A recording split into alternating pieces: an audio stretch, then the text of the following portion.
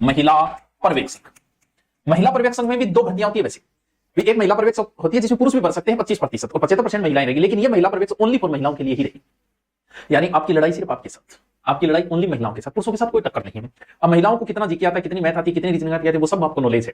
इसका मतलब कंपटीशन कैसा होगा वो पहले से ही नॉलेज है। एज 18 से 40 रहेगी। योग्यता आपकी सीईटी पीछे वाली क्लियर होनी चाहिए, कौन सी, ग्रेजुएशन प्लस आरएससीआईटी, कोई कंप्यूटर डिप्लोमा हो, लेकिन ध्यान रहे भाइयों आरएससीआईटी आपको करना ही करना पड़ेगा। राजस्थान की किसी भी नौकरी करोगे आरएससीआईटी आपको चाहिए। तो जिसने नहीं कर रखा है वो अपियर कर दो, भी हो जाएगा, हर 3 महीने बाद पेपर होता है, तो आरएससीआईटी आपके पास होनी चाहिए। सर इसके फॉर्म कब तक शुरू हो जाएंगे? बस शुरू होने वाले हैं, जनवरी फर्स्ट वीक तक इसके फॉर्म शुरू हो जाएंगे। सर पेपर कब तक होगा? पेपर मान के चलो कि मेरे बच्चे अप्रैल तक हो जाएगा। ओनली महिलाओं के लिए, भाइयों के लिए, ठीक है। सर पोस्ट कितनी होगी? 500-600 तो आराम से होगी, पीछे वाली से तो ज्यादा होगी, 700 भी हो सकती है, लगभग 700 तक पोस्ट हो सकती है इसके अंदर, ठीक। और कंपटीशन में क्या है? ओनली आप ही आप हो। सर इसका थोड़ा सिलेबस बताना। वैसे तो हो सकता है आपने पहले पढ़ा होगा, लेकिन सिलेबस का विद डिटेल थोड़ा हम चर्चा करेंगे, ठीक है। पेपर इसका 200 मार्क का है, ठीक है। 200 मार्क में बच्चों 2 पार्ट है। एक तो इसका फर्स्ट पेपर है, ठीक है, एक होगा सेकंड पेपर। फर्स्ट जो पेपर है वो 115 नंबर का है, सेकंड जो है वो 85 नंबर का है। दोनों ही इंपॉर्टेंट पार्ट है, फर्स्ट भी इंपॉर्टेंट है, सेकंड भी। अब सिलेबस में क्या क्या फर्स्ट में आएगा, क्या सेकंड में आएगा वो देखेंगे। ये आधिकारिकता विभाग में आती है, उसमें तो 75-25 है, लेकिन ये महिला पर्यवेक्षक आंगनबाड़ी वाली जो है ना, इसमें आपका काम है जैसे आंगनबाड़ी की देखरेख करना है, केंद्र को संभालना है, सरकारी योजनाएं लागू करनी है, जो भी कुछ आवे बांटना टापना वो देखरेख करनी, डॉक्यूमेंट काम करना, रिपोर्टिंग करना। सैलरी घनी सैलरी है, सैलरी कोई बात को नहीं, अधिकारी बनो नहीं, महिला पर्यवेक्षक नेट में अधिकारी हो, सैलरी का नहीं देखना, कंपटीशन देखो सिर्फ महिलाओं का है।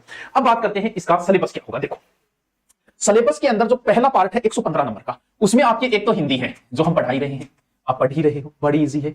हिंदी में क्या क्या, ग्रामर आप कहोगे तो डिटेल से बता दूं, इंग्लिश है, मैथ एंड रीजनिंग है, ठीक है, एंड सामान्य ज्ञान है। सर किसका कितना पोर्शन है वो भी बताओ। हिंदी इसमें 25 नंबर है, इंग्लिश इसमें 15 नंबर है, और अगर आप हाईकोर्ट फोर्थ रेडी कर रहे तो भी यही है। मैथ और रीजनिंग दोनों 25 नंबर की है इसके अंदर, और जीके इसका 30 नंबर का है। अरे सर एक प्रबंधीय गुण अलग से और लगता है, प्रबंधीय गुण वो है 20 नंबर, मैनेजमेंट। अब देखो ये आपका फर्स्ट पेपर है। सेकंड पार्ट में क्या है? इस सेकंड पार्ट में जो मैटर लगता है ना, वो मैटर बायोलॉजी का ही मैटर है 80%। जिसकी साइंस में रुचि है, वैसे तो रखना आप आर्ट्स से हो तो भी टेंशन लेने की जरूरत नहीं, लेकिन साइंस वाले के फायदा मिल जाता है। क्यों? क्योंकि इसमें जैसे टॉपिक क्या लगता है, पोषण। टॉपिक साइंस से रिलेटेड हो गया कि 10 नंबर पोषण के लगेंगे। फिर जैसे जीवन के विभिन्न अवस्थाएं, पोषण का महत्व है, 8 नंबर का टॉपिक वो लग गया। छोटे छोटे टॉपिक जैसे गर्भवती की देखरेख कैसे करनी है, वैसे तो कोई टॉपिक नहीं, कोई पढ़ दो इसको, कोई पढ़ो कोई कर दो इसको उत्तर, कितने नंबर, 8 नंबर का लग गया। जैसे टीकाकरण, साइंस वाला थोड़ी पकड़ बना लेता, बाकी 8 वाला भी पढ़ सकता है, टीकाकरण 8 नंबर का लग गया। फिर जैसे स्वास्थ्य पोषक विभिन्न कार्यक्रम, ये तो करंट वाला सा मैटर है, रट लो इसको, 15 नंबर।